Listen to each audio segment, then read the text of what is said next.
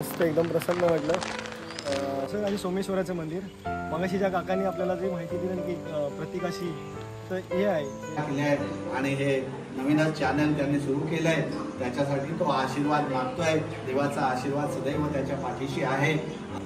अभिषेकचं channel पाहतील त्यांनी ते चॅनल पाहावं आणि आनंद घ्यावा आणि सबस्क्राईब करावं।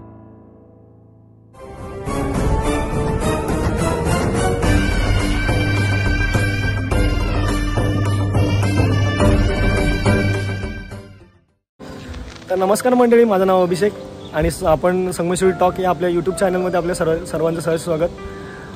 तर मित्रांनो, आज आहे घटस्थापनेचा पहिला दिवस आणि सर्वप्रथम तुम्हाला घटस्थापनेच्या खूप साऱ्या शुभेच्छा।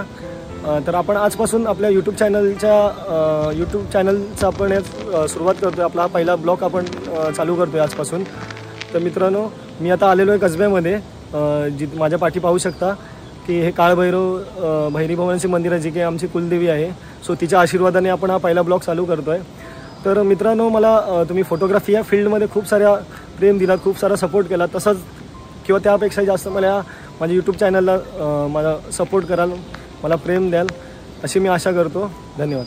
बघू शकता आपलं हे कुलदेवीचं मंदिर, श्री काळभैरव जोगेश्वरी भैरी भवानी हे आहे कसब्यामध्ये आणि त्याच्यात एक्झॅक्ट बाहेर आहे हे ज्ञानव्यापी कुंड।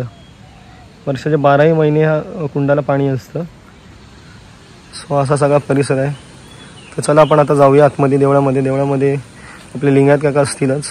आज घटस्थापनाचा पहिला दिवस आहे, ते पण पूजेची तयारी करत आहेत। तर चला बघूया आतमध्ये जाऊन काय काय तयारी चालू आहे। तर आपण आधी दर्शनाला जायच्या आधी पहिल्या हातपाय धुवून घेऊया। तर त्याच बाजूलाच हातपाय धुण्यासाठी पाण्याची सोय देखील आहे।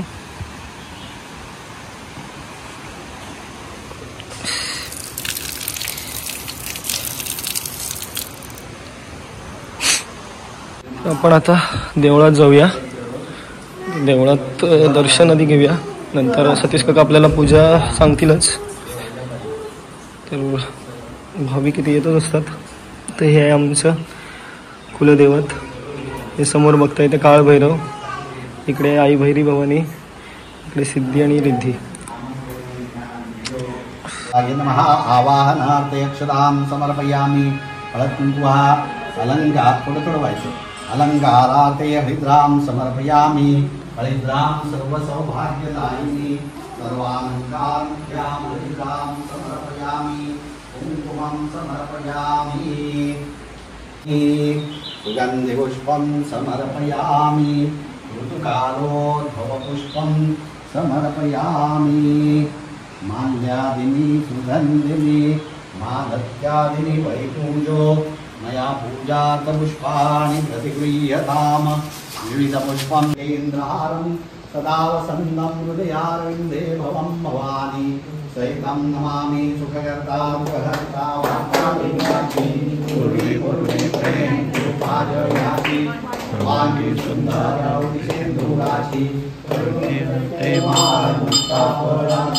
जय देव जय देव जय मंगलमूर्ति दर्शनमात्रे मनोकामनापूर्ति।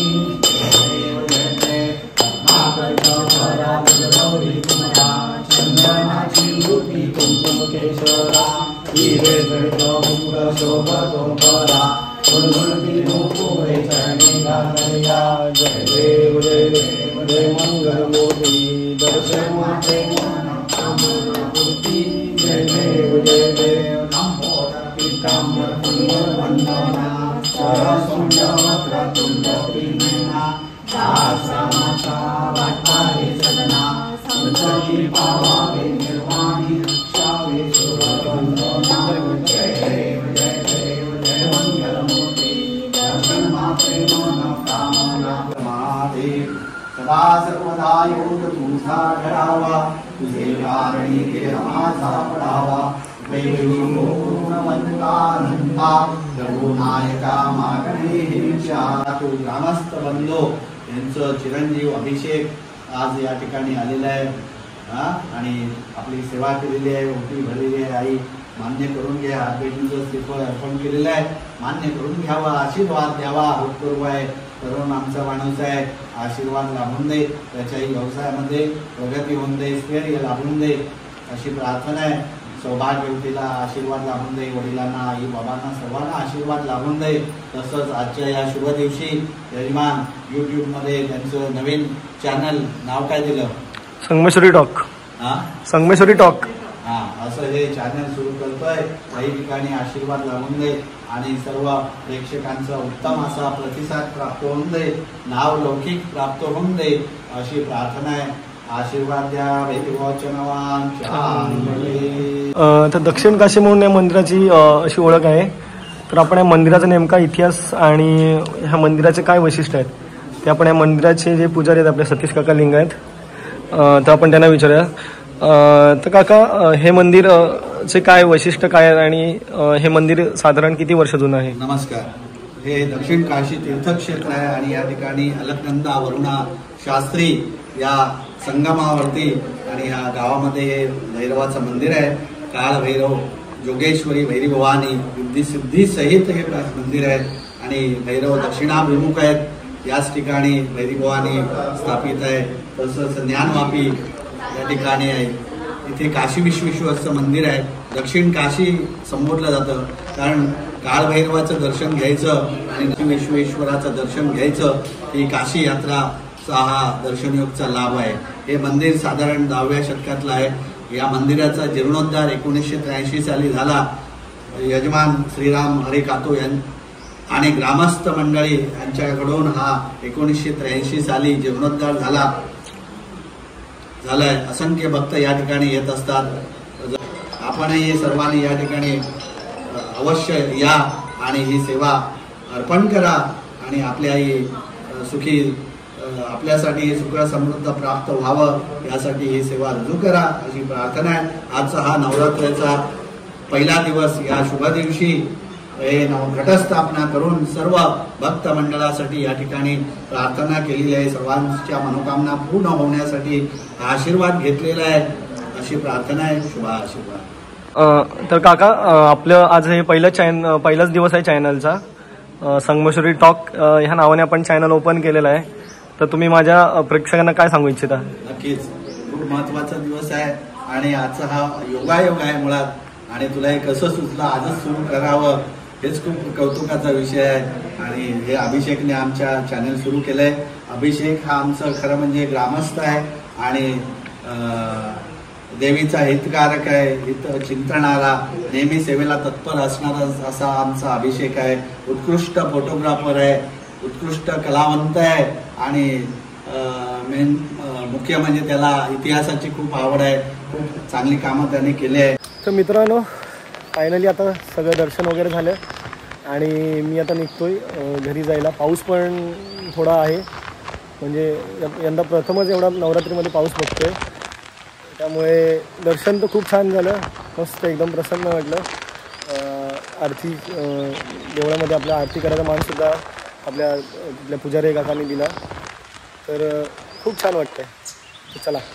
तर मित्रांनो, माझ्या मागे तुम्ही पाहू शकता पूर्ण जंगल वाढलेले आहेत. त्या इथेच 2 मंदिर आहेत. माझ्या जे मागे आहे ते काशी विश्वेश्वराचं मंदिर आहे आणि त्या बाजूला आहे ते सोमेश्वराचं मंदिर आहे.